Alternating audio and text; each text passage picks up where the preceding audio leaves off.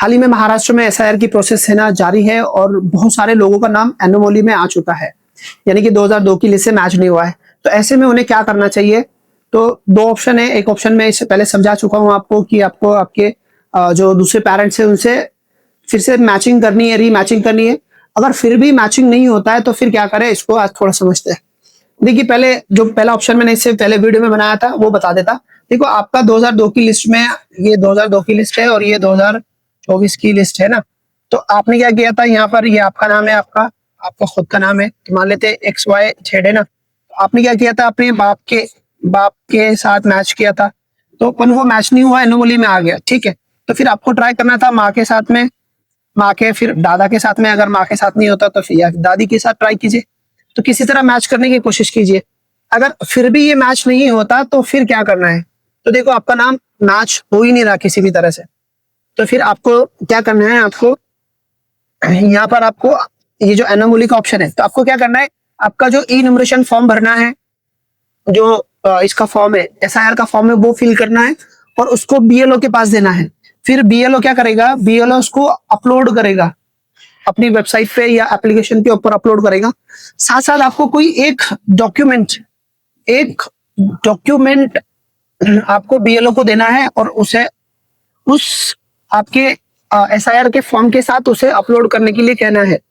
अब प्रॉब्लम यह है कि बहुत सारे बीएलओ, मतलब कुछ बीएलओ ऐसे कर रहे हैं और बहुत सारे नहीं कर रहे हैं उसमें ऐसा।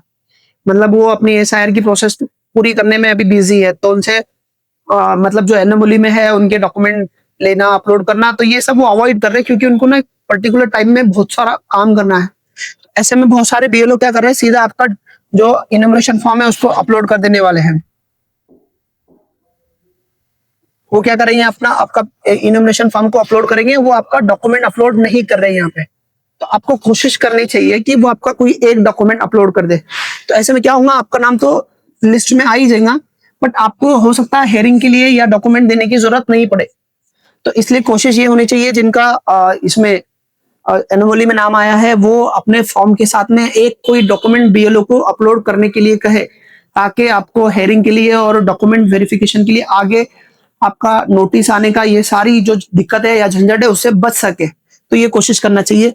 बट बहुत सारे बीएलओ अगर आपका डॉक्यूमेंट नहीं ले रहे, वो सिर्फ आपका इनोमिनेशन फॉर्म अपलोड ही करना चाह रहे हैं, तो वैसे में भी आप करवा दो अपलोड। बाद में फिर आपको हेयरिंग के लिए नोटिस आएंगे, तब आप अपना डॉक्यूमेंट दिखा देना और फिर बाद में वो सब क्लियर करा के आपका जो फाइनल इलेक्टोरल रोल रहेगा, जो फाइनल यादी रहेंगी, मतदार यादी, उसमें नाम आपका आएगा। याद रखो, आपको नोटिस आएगी तो बहुत कुछ होने वाला है, ऐसा कुछ नहीं है। अगर आपका एनोमली में नाम आया तो और आपने कोई डॉक्यूमेंट नहीं दिया या फिर आपके बीएलओ ने उसे अपलोड नहीं किया, तो ऐसे में नोटिस तो आपको आनी है। नोटिस आएंगे तो डरने की कोई जरूरत नहीं है। वहां पर जाने का है आपको, आपके तहसील, वहां पर आपके जो भी डॉक्यूमेंट्स है वो देने हैं और आपका नाम फाइनल इलेक्शन यादी में आ जाएगा। डॉक्यूमेंट कौन से देने हैं, तो यहाँ पर ये ऑफिशियल वेबसाइट है गवर्नमेंट की, तो यहाँ पर आपको क्या करना है, इसमें से कोई एक डॉक्यूमेंट आपके पास बना के रखना है। अब ये बहुत बड़ी यादी आपने देख लेना, मैं इसमें से सिर्फ आपको कुछ डॉक्यूमेंट जो इजी अवेलेबल है, जो सबके पास है, वो बता देता हूँ।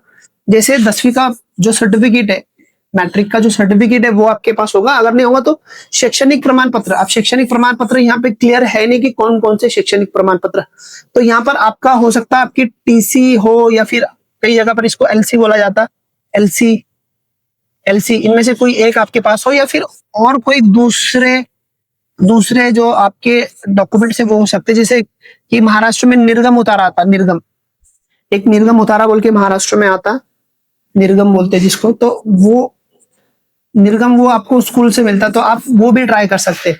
अगर आपके पास 10वीं का सर्टिफिकेट नहीं है तो आप क्या कर सकते हैं, कुछ भी एजुकेशन डॉक्यूमेंटेशन, कौन कौन से टीसी या एलसी या फिर आपका जो निर्गम सर्टिफिकेट है जो स्कूल में मिलता है, जब एडमिशन करते तब बनाते हैं उसको।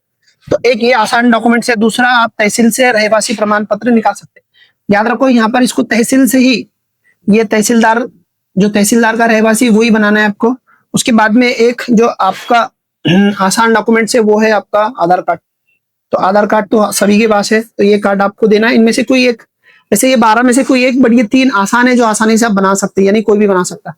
तो कोशिश कीजिए ये डॉक्यूमेंट अपने साथ बना के रखिए और अपनी जो एसआईआर की प्रोसेस है इसको पूरी मुकम्मल कीजिए। ठीक है, अभी के लिए इतना ही है। जल्दी मिलेंगे नेक्स्ट किसी दूसरी क्यूरी के साथ, किसी प्रॉब्लम के साथ। तब तक के लिए बाय बाय।